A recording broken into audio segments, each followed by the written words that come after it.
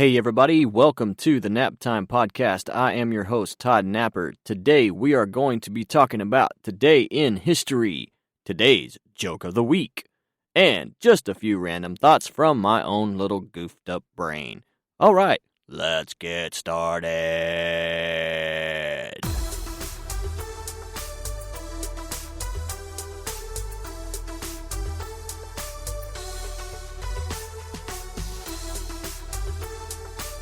Hey everybody, welcome to the Nap Time Podcast. I am your host, Todd Napper. Thank you so much for listening. And we are going to go ahead and get started with Today in History.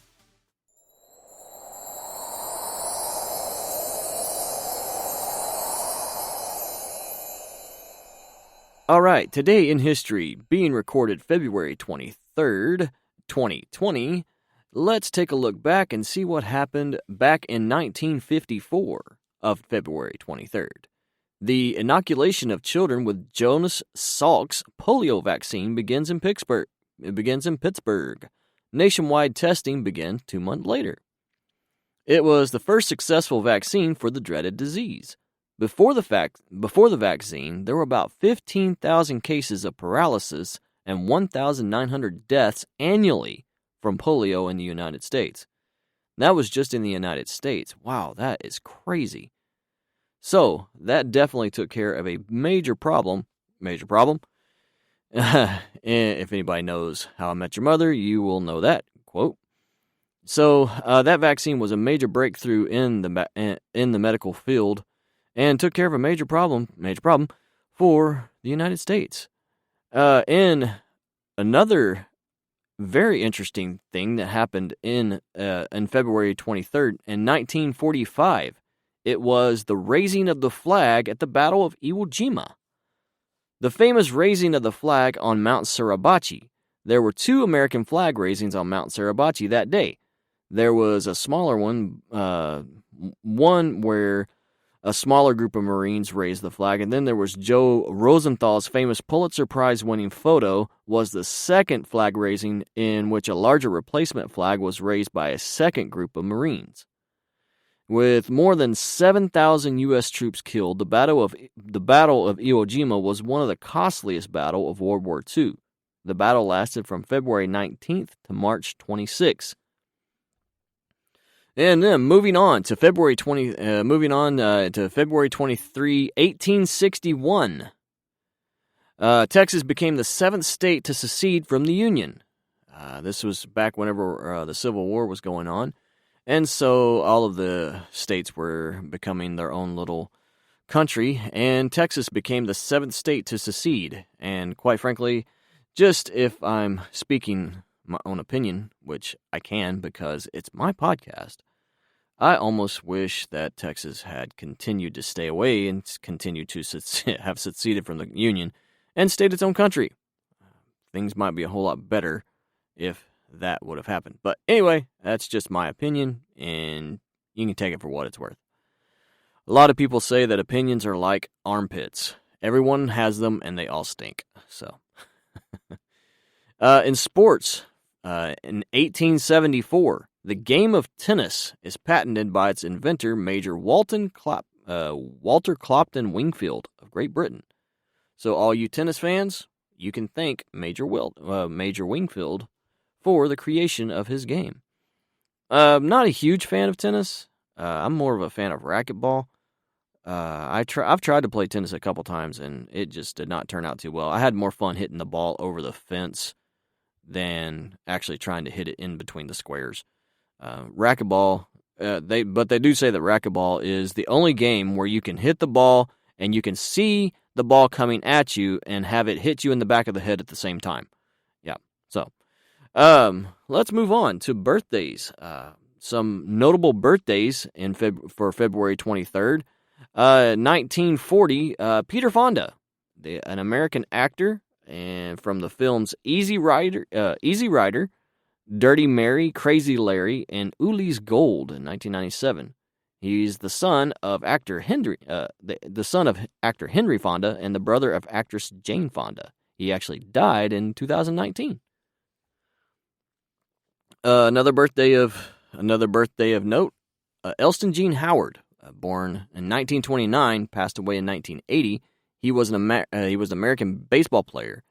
He is actually credited with being the first one to use a baseball bat with a weight on the end to warm up on the on-deck circle in 1969.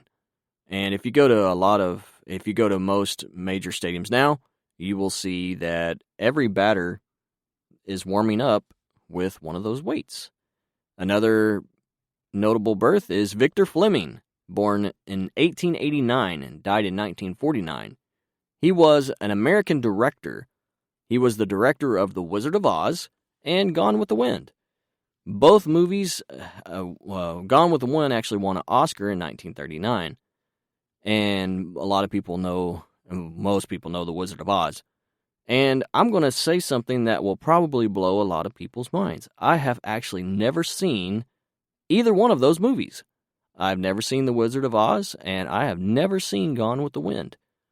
And I would be more likely to watch The Wizard of Oz than I would want to see Gone with the Wind. For some reason, I don't really have much of a desire to see Gone with the Wind. My desire is Gone with the Wind. So, yeah. Anyway. Notable deaths on this date. In 1965, Stan Laurel of the duet, Laurel and Hardy. He was an English comedian and actor. He made over 100 films with his partner, Oliver Hardy. Moments before his death, Laurel told his nurse that he'd like to go skiing. The nurse replied that she was not aware that he was a skier. He said, "I'm not," said Laurel. "Well, I'd rather be doing that than this."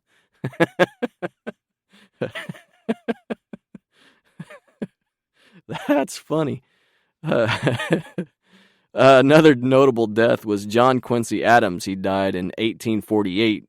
He was an American politician, our sixth president from 1825 to 1829.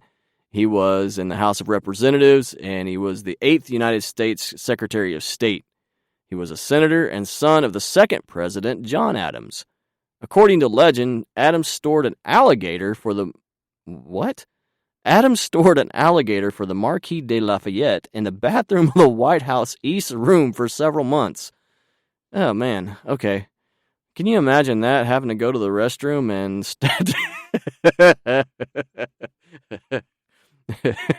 taking one step inside the bathroom, seeing an alligator, and all of a sudden, you don't need to use the bathroom anymore.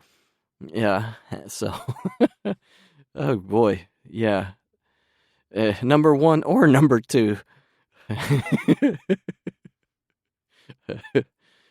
Another notable death was John F. Mahoney. He died February 23rd, 1957. He was an American physician. He was the one who developed penicillin treatments for syphilis. This virtually eliminated I don't know this word, tertiary syphilis of the brain. I know I ruined that word. I need to get my wife in here so she can actually pronounce that word for me. And once a leading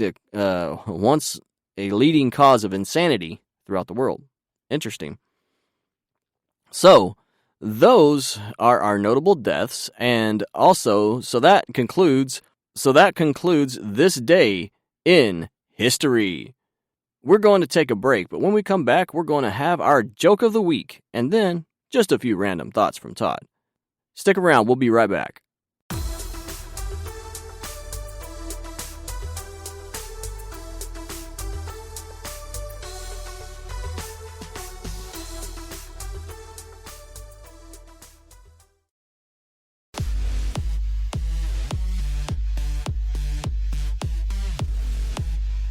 Hey everybody, welcome back to the show.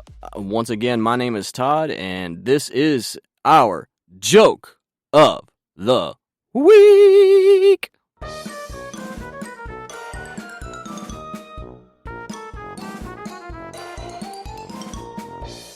A guy spots a sign outside of a house that reads, "Talking dog for sale." Intrigued, he walks in. "So, what have you done with your life?" he asks the dog. "I've led a very full life," says the dog. "I've lived in the Alps rescuing avalanche victims. Then I served my country in Iraq." And now I spend my days reading to the residents of a retirement home. The guy is flabbergasted. He asked the dog's owner, "Why on earth would you want to get rid of such an incredible dog like that?" The owner says, "'Cause he's a liar. He never did any of that." All right, yeah, so that is that. So now it's time to move on to my random thoughts. My random thoughts are just a few different things that have happened to me in the last couple of weeks, and just wanted to give a little bit of a brief history of who I am and what I do, and kind of what my life's been about for the last couple of weeks.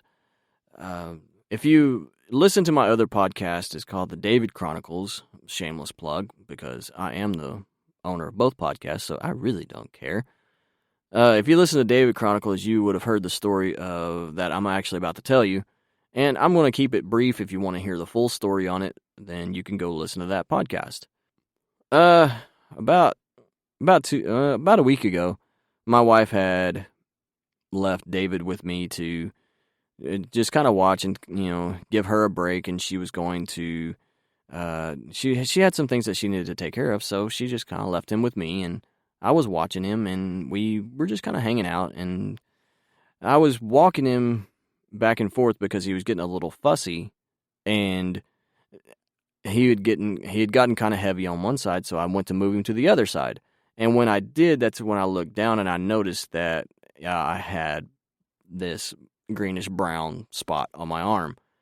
And then I also looked down a little bit further, and it was also on my shirt and also my shorts. And I realized that he had completely blown out his diaper. I mean, just completely filled the whole diaper. It had overflowed. The diaper had overflowed, and went completely up his back, and it was just a complete mess. So he initiated me quite well that day, and if you want to get the full story on that, because there's actually a lot more that happened, also being the fact that was the first diaper that I had ever changed. So, yeah, if you want to hear more stories on that, listen to the David Chronicles. A couple other things that have happened to me. I'm not sure if many people who listen to this may know me, but if you don't, let me tell you a little bit about what I've been trying to do. I've been trying to get started as a voice actor, and I've had a few small jobs here and there. I've been working off of a freelance website called Fiverr, and I know that some voiceover artists are very much against working off of Fiverr, saying that it's just not a good thing for the business. But for me, it's something good that I can get started on, and something that I can get some experience and make a little money in the process. And as I get better in my field and get better practice and get more experience, then I can move on to working outside of the box a little bit and marketing myself a little better, and just kind of going from there. So like I said, I've been doing a little bit of work off of there. I had a really good month last month, and just been working with some good people. And so on the side, on top of that, I've also been working off of another website called ACX, acx.com. And what ACX is, it's an audiobook site where you get a lot of your books from, like Audible and just different places like that. So I've been putting my stuff out there. I've been doing some auditions off of ACX. I've been doing some work off of, a couple of other sites. And about a week or two ago, I had somebody contact me from a publishing site asking if I wanted to be added to their narrators list. And I definitely jumped at the chance of that. And so over the last week or two, we've been in some conversations and been in contact. And this, I believe it was yesterday, I actually signed the finished copy of that. And so now I've been added to a narrators list for a nationwide publishing company. So I'm looking forward to doing some work with them, and I'm looking forward to getting some work done through that company. And so that's something that's been really exciting for me, and it's definitely been a part of my one good thing list that I've been doing.